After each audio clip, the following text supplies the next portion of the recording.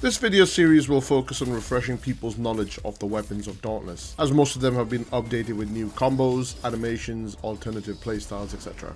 For this video, we'll be looking at swords, another heavy-hitting weapon class in the game currently. This video will cover a lot of the stuff for the weapon, including basic and advanced combos, tips and tricks, etc. Also, before we get into that, you can find me on my Twitch channel streaming Dauntless a lot, where I'm always playing with viewers, helping people out, answering questions that people may have about the game, etc. The first weapon that all players in Dauntless will use is the sword. Swords are your all-rounder style weapon. They have balanced speed, damage, mobility, and offer a truly balanced playstyle, allowing you to deal damage while also maintaining your position for optimal damage output too. The sword is one of the strongest weapon classes in the game as well. Swords have two types of attacks, light and heavy. Light attacks are your left click attacks, heavy being your right click attacks. Light attacks are fast attacks that deal a medium amount of damage, while your heavy attacks are slower but deal a heavy amount of damage. There are four main combos for swords. Quad cross is your standard 4 left click combo that has a decent attack speed and damage output.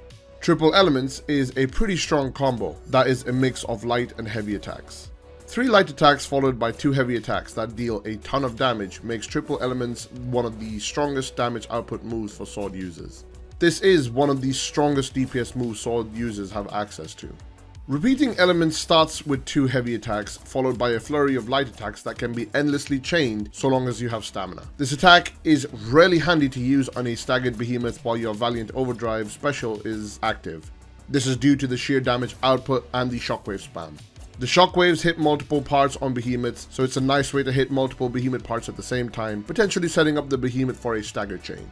Rising Elements is a slow but extremely heavy-hitting combo that is comprised of exclusively 3 heavy attacks.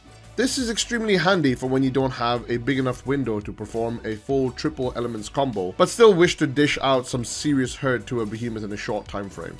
Just like hammers, swords have weapon specials and mods that you can take advantage of. To start off, let's look at Ardent Cyclone. Ardent Cyclone, when activated at full meter, causes the Slayer to spin like a Beyblade, damaging nearby enemies for 50 base damage per hit for a 10-second duration. Reactivating the special causes the Slayer to land an overhead slash in a direction, dealing 450 plus base damage. It is possible to get more hits into a behemoth with very good positioning, and while attack speed affects the hit rate, it's very minimal due to hit lag. Valiant Overdrive is the second special. This special, when activated at full meter, increases your attack speed and causes attacks to deal AoE damage via shockwaves that it creates. You can also reactivate the special to dash forward in a direction with directional input, and this dash is on a short cooldown. Now with the weapon specials out of the way, let's talk about the weapon mods. Adhesive Hilt allows the Slayer to become unstaggerable by giving them permanent resolve, aka super armor, while you're in your special. This can be both good and bad because it allows you to complete heavy-hitting combos without worrying of getting staggered, but it can also make you reckless, which results in your death since you don't pay attention to your HP bar due to tunnel vision. I know it's happened to me a few times. The second mod is called Perpetual Blade Core. With Perpetual Blade Core, dealing damage while your special is active generates a small amount of special meter, allowing you to extend the duration of it. The AoE shockwaves from Valiant Overdrive do not count towards this, only the sword hits do. All hits from Ardent Cyclone do count. The third mod, Reactive Hilt, is a great mod that enables all dodge attacks to become critical strikes. Most importantly, you do not have to dodge through behemoth attacks to activate this perk, which is why it's so strong. I tend to default to using the Reactive Hilt because of how strong it is. Swords are one of the most versatile weapons in the game due to their very balanced playstyle. Not only can you dish out some serious hurt, you can also maintain your mobility, allowing you to reposition to keep applying that damage to behemoths. Making use of Reactive Hilt means all your dodge attacks become crits. This can be a pretty strong opening attack where you roll forward towards a behemoth and attack, since this can hit for some seriously large numbers. When you have buffs such as Predator active, the damage output increases substantially. For fights, I tend to utilize triple elements and rising elements the most due to how hard they can hit. But as soon as I can see a window of opportunity, and if my stamina is next to full, I take advantage of repeating elements to apply status, hit multiple parts, and do damage. It's very important to understand stamina management when it comes to swords. If you're using repeating elements, don't end up draining your entire stamina bar just to land more hits, because this means you don't have enough stamina to dodge a behemoth attack as it recovers.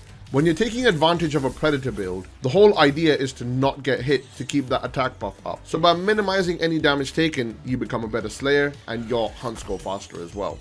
As mentioned before, swords allow you as a slayer a lot of movement and mobility, allowing for repositioning and such.